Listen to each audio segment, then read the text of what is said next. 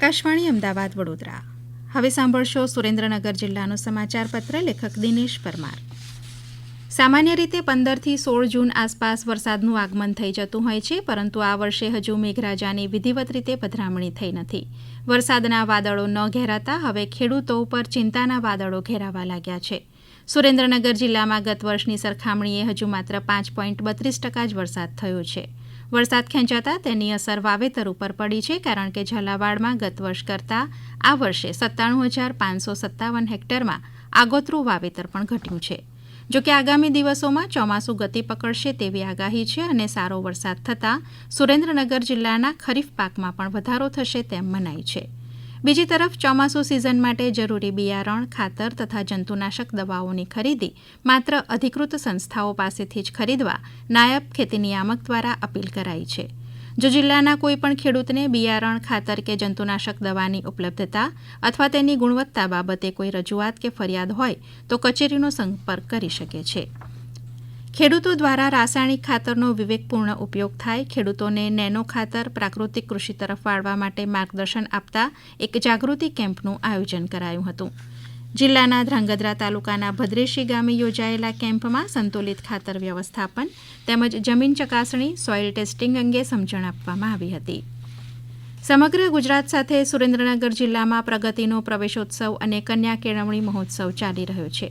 3 દિવસ દરમિયાન સામાજિક, રાજકીય આગેવાનો અને અધિકારીઓ જિલ્લાના 10 તાલુકાઓમાં 14,666 બાળકોને બાલવાટિકામાં અને 499 બાળકોને ધોરણ 1માં શાળા પ્રવેશ કરાવશે. એટલે કે કુલ 15,165 બાળકો આંગણવાડી, બાલવાટિકા અને શાળામાં પોતાના શિક્ષણની શરૂઆત કરશે, જ્યારે ધોરણ 9માં 16,772 બાળકો શાળા પ્રવેશ કરશે. ધોરણ 11માં કુલ 12,054 બાળકો શાળા પ્રવેશ કરશે. નાયબ મુખ્ય દંડક જગદીશ મકવાણાએ જોરાવરનગરની શાળાઓમાં બાળકોને શાળા પ્રવેશ કરાવ્યો હતો. સુરેન્દ્રનગરની મહિલા આઈટીઆઈ ખાતે સમર કેમ્પનું આયોજન કરાયું. કેમ્પ અંતર્ગત આઈસીડીએસ શાખાની પૂર્ણા યોજના હેઠળ આવતી 15 થી 18 વર્ષની આશરે 100 જેટલી કિશોરીઓએ મહિલા આઈટીઆઈની મુલાકાત લીધી હતી. મુલાકાત દરમિયાન તેઓને તમામ પ્રકારના કોર્સ અંગે વિગતવાર માહિતી અપાઈ હતી. સુરેન્દ્રનગર જિલ્લામાં 26 અને 27મી જૂન દરમિયાન મહોરમ પર્વની ઉજવણી થનાર હોય, અધિક જિલ્લા મેજિસ્ટ્રેટ દ્વારા શાંતિ અને સલામતી જળવાઈ રહે, ટ્રાફિક નિયમોનું ચુસ્ત પાલન થાય, કોઈ દુર્ઘટના ન સર્જાય કે કોઈની ધાર્મિક લાગણી ન દુભાય તે માટે કેટલાક પ્રતિબંધાત્મક આદેશ કરાયા છે.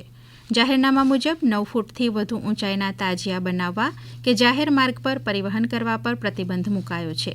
પીજીવીસીએલને પણ તાજિયાના રૂટ પર નીચા ટકતા વીજ વાયર કે નમી ગયેલા વીજ પોલ હટાવવા આદેશ કરાયો છે.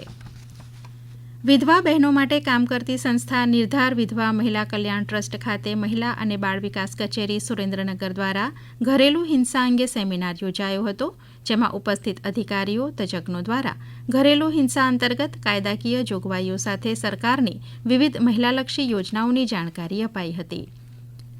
લખતર તાલુકા પંચાયતની કારોબારી સમિતિના ચેરમેન તરીકે ઘનશ્યામ થડોડા અને સામાજિક ન્યાય સમિતિના ચેરમેન તરીકે નવઘણ મકવાણાની વરણી થતાં તેમણે પદ ગ્રહણ કર્યું હતું.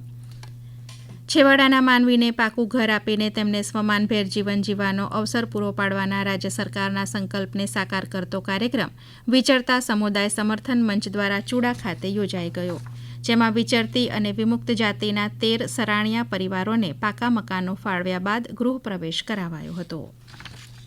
આપ સાંભળી રહ્યા હતા સુરેન્દ્રનગર જિલ્લાનું સમાચારપત્ર. લેખક દિનેશ પરમાર. પ્રસારણ આકાશવાણીના અમદાવાદ વડોદરા કેન્દ્ર પરથી કરવામાં આવ્યું.